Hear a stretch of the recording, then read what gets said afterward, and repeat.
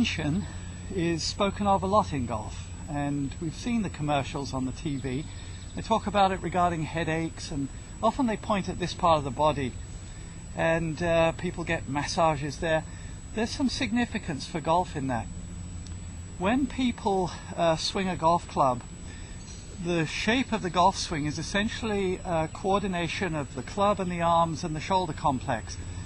They're the components that form the golf swing, and the connection between the golf swing components and us is pretty tenuous. The clavicle only attaches here at the top of the sternum, and the shoulder is free to move around. The scapula is actually a free floating device, and it's fairly typical of what a tetrapod, a four-legged animal, would need to run.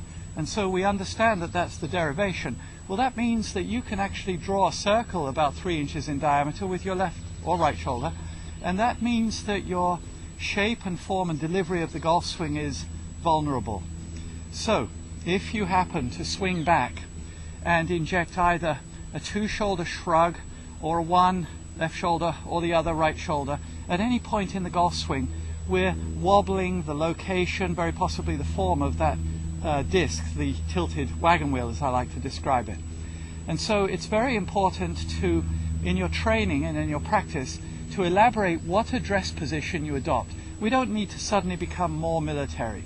Your normal erect posture is a good starting bit, and in fact, of course, when we gather the hands together in front of us, there's a little amount of movement of the shoulders forward and up toward the mouth corners, and shrugging as I call it, but we want to be constant.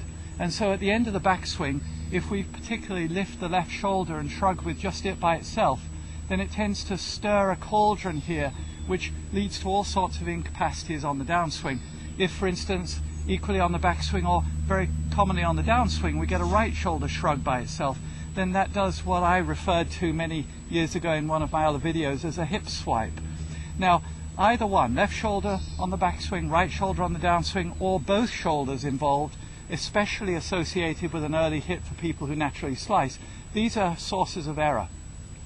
So if you left shoulder shrug, it tends to stir a cauldron, drop you down in here and make you either hit fat very early or come up and out of the shot and thin it, shank it, or push it off to the right.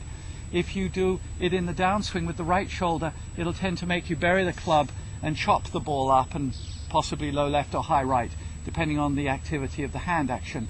So what we're looking for is to, in our practice, elaborate what shape we start with and make sure we stay there. The biggest vulnerability, this one on the backswing, this one on the downswing, not impossible, you can throw both in. But if you can get through the ball without having injected a shrug of either side, then it ends up being a function of when, not if. Champion golfers, some of them, have somewhat strange and personalized follow-through where you can see a certain amount of this going on, but they were able to maintain the important shapes where it mattered until the ball was gone. After that, we frankly don't care. So if you can just get through the ball without injecting a shrug, you should find that you probably make more consistent contact because you're making a more consistent shape and location and movement of swing.